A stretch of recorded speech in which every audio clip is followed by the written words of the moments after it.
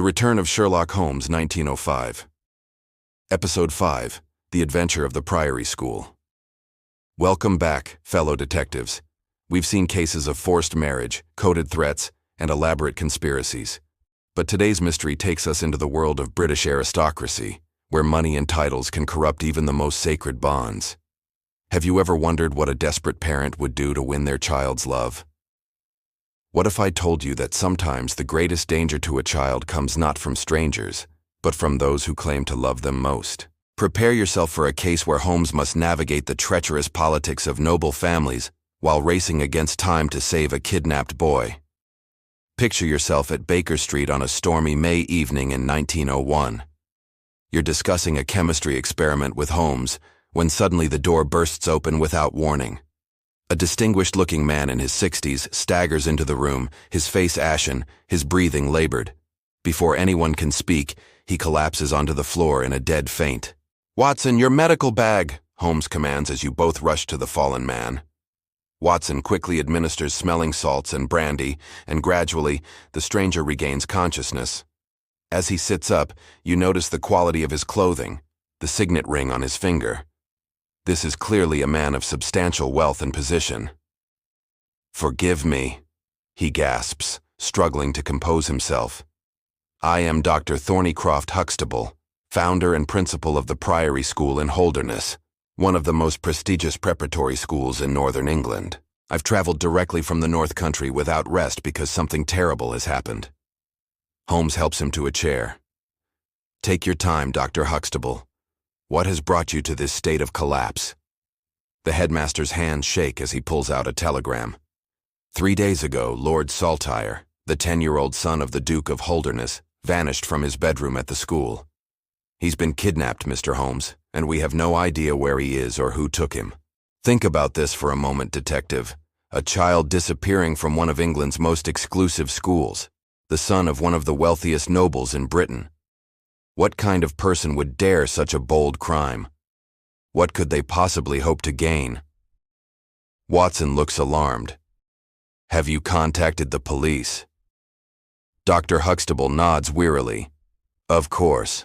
Local constables have searched the grounds, but they've found nothing except confusing clues that lead nowhere. The Duke himself is frantic. He's offered a reward of £6,000 for information leading to his son's recovery." Holmes's eyes gleam at the challenge. £6,000?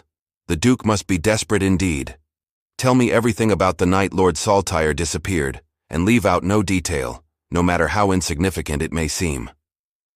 Dr. Huxtable composes himself and begins his account. 3 nights ago on Tuesday, Lord Saltire was seen at bedtime by his housemaster. The boy seemed in good spirits, nothing unusual in his demeanor. But when the servants went to wake him Wednesday morning, his bed was empty. The window of his room stood open and he was gone. "Was there any sign of a struggle?" Holmes asks, already forming mental pictures of the scene. The headmaster shakes his head. "None whatsoever. His nightclothes were found in a heap on the floor, and some of his regular clothes were missing from the wardrobe. It appeared he had dressed himself and left voluntarily through the window." Watson interjects, "But why would a 10-year-old boy climb out his window in the middle of the night? Was he unhappy at school?" Dr. Huxtable's expression becomes uncomfortable. Lord Saltire's situation was complicated. His parents are separated. The Duchess left the Duke 2 years ago due to his harsh temperament. The boy adores his mother and was deeply upset by the separation. "I see," Holmes murmurs. "And where is the Duchess now?" Dr. Huxtable replies, "Living in the south of France, I believe. The Duke refuses to speak of her, and by court order she's not permitted to communicate with her son. It's been a source of great distress for the boy." Holmes absorbs this information thoughtfully. "So we have an unhappy child, separated from his mother, living under his father's strict regime at boarding school. What else disappeared with the boy?" The headmaster's face grows more troubled. "That's the strangest part, Mr. Holmes. The German master, Heidegger, also vanished the same night. His room was likewise found empty, his bed unslept in." "A teacher disappeared along with the student?" Watson looks puzzled. Could this Heidegger be the kidnapper? But Holmes is already shaking his head. Too obvious, Watson. Why would a kidnapper take the boy from inside the school where he himself works? He'd immediately be suspected. No, there's something more complex happening here. Dr. Huxtable continues. We found bicycle tracks leading away from the school grounds, 2 sets, suggesting 2 riders. But here's what baffles the local police. The tracks lead toward Ragged Shaw, a dense woodland area, then simply vanish as if the cyclist rode into thin air. Holmes stands decisively. We leave for Holdernesse tonight. Dr. Huxtable telegraphed the Duke that Sherlock Holmes is taking the case. Watson, pack for rough country. We may need to do considerable fieldwork in the northern moors. The journey north takes them through increasingly wild and desolate countryside. The Priory School sits isolated on the edge of vast moorlands, surrounded by rolling hills and sparse vegetation. It's the perfect location for a prestigious school, seeking to separate wealthy boys from the corrupting influences of modern city life, but also perfectly isolated for anyone planning a kidnapping. Dr. Huxtable leads them through the school, showing them Lord Saltire's empty bedroom. Holmes examines everything with his magnifying glass, the open window, the discarded nightclothes, the wardrobe with missing items. The boy definitely dressed himself, Holmes confirms. No signs of coercion. He left willingly or at least cooperatively. Outside, Holmes studies the bicycle tracks with intense concentration. 2 sets of tracks, as Dr. Huxtable described, leading away from the school. But something about them catches Holmes's attention, and he follows them on his hands and knees, examining every inch of ground. Watson, come look at this, Holmes calls. What do you notice about these tracks? You study them carefully. 2 parallel lines made by bicycle tires, clear and distinct. They look normal to me, Watson admits. But Holmes shakes his head. Look closer at the depth and spacing. One bicycle was ridden by someone quite heavy, making deep impressions. The other shows something peculiar. Only the rear tire has made deep tracks. What does that mean, you ask? Holmes demonstrates. If a bicycle is being ridden normally, both tires make equal impressions. But if someone is being carried on the bicycle, sitting behind the rider, or perhaps unconscious, and draped over the handlebars, the weight distribution changes. The rear tire sinks deeper, while the front tire barely touches the ground in places. Think about what this tells us, detective. Lord Saltire wasn't riding his own bicycle. He was being carried on someone else's, possibly unconscious or restrained. This wasn't a voluntary escape. It was an abduction disguised to look like the boy left willingly. Holmes follows the tracks toward Ragged Shaw where, as Dr. Huxtable reported, they mysteriously disappear. But Holmes doesn't give up so easily. He searches the area methodically until he finds what he's looking for. Cattle tracks.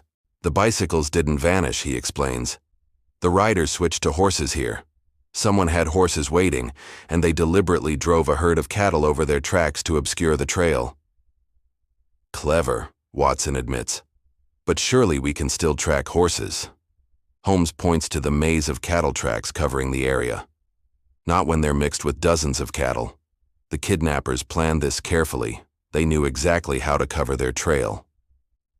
They visit the Duke of Holdernesse at his nearby estate, a massive, forbidding castle that seems to embody the harsh character of its owner. The Duke is a tall, aristocratic man in his 50s, with cold eyes and an imperious manner. Despite his son's kidnapping, he receives them with formal courtesy rather than parental warmth. Mr. Holmes, the Duke says stiffly, I trust you can resolve this matter with discretion. The Holdernesse name must not be dragged through scandal. Notice what he doesn't say. No desperate pleas for his son's safety, no tears, no emotional breakdown. Just concern for the family reputation. Holmes regards him with barely concealed dislike. Your Grace, your son has been missing for 3 days. Are you not concerned for his welfare? The Duke's face hardens. Of course I'm concerned.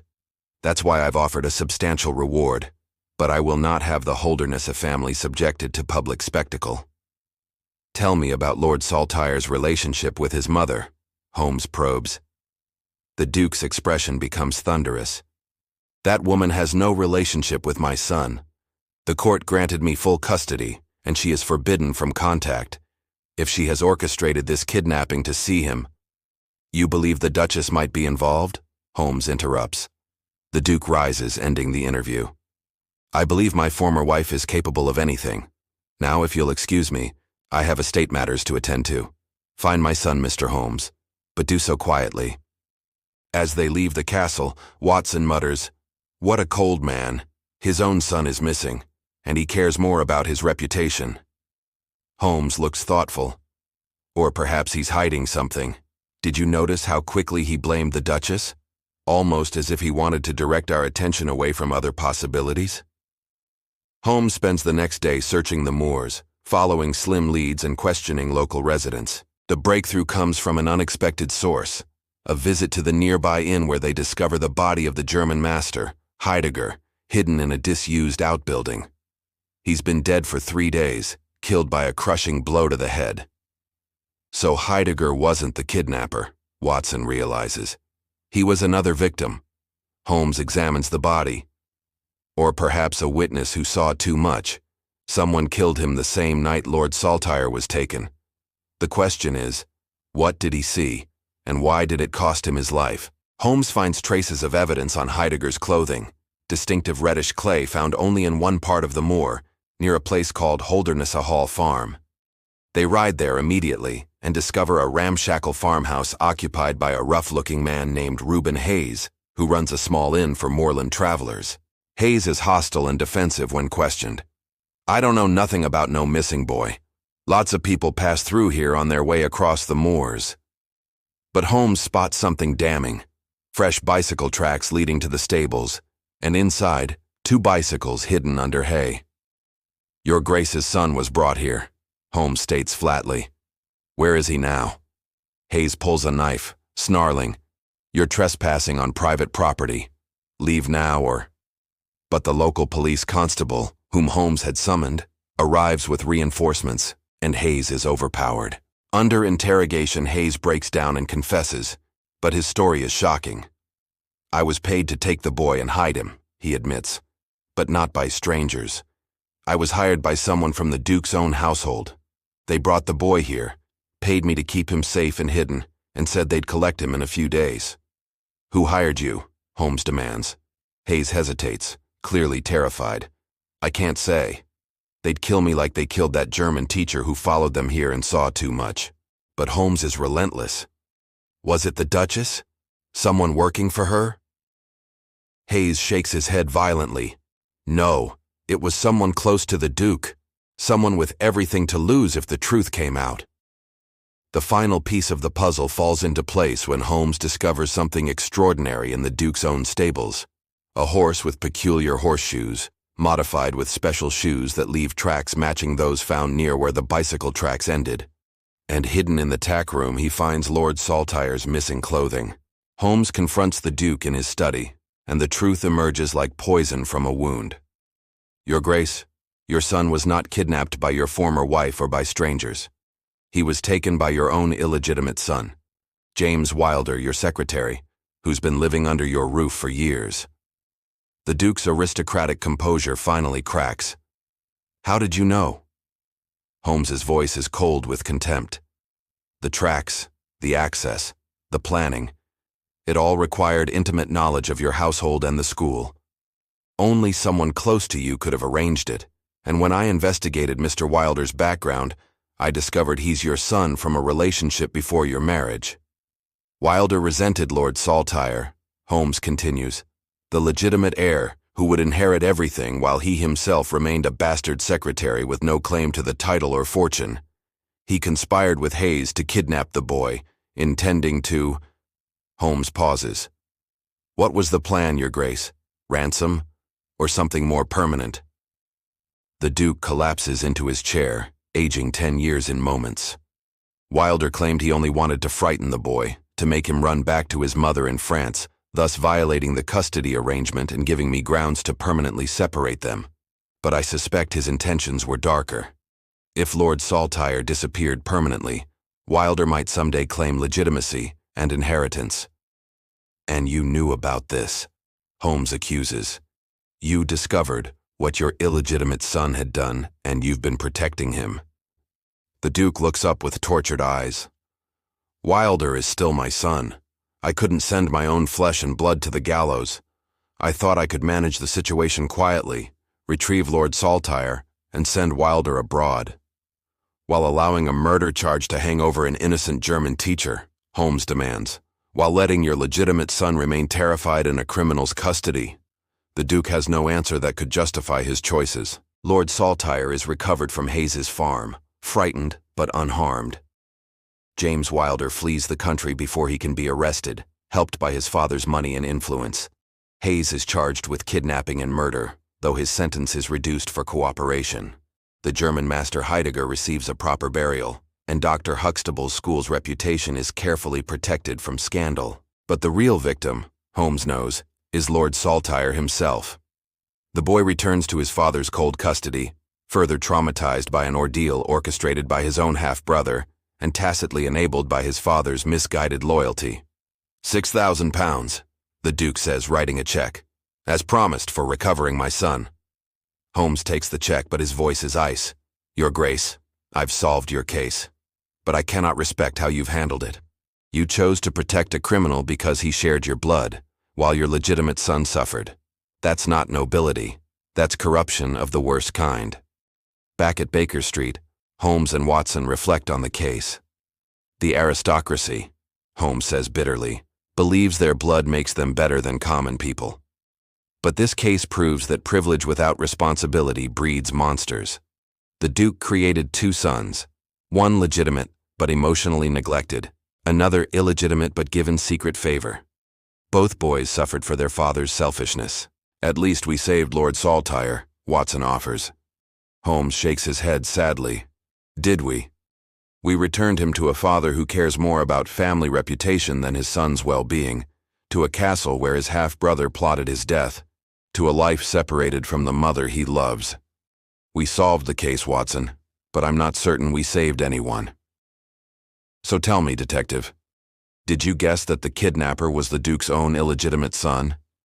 Could you interpret the bicycle tracks as Holmes did? And what does this case teach us about how family secrets and favoritism can poison relationships and create monsters? This disturbing mystery reminds us that the greatest threats often come from within our own families.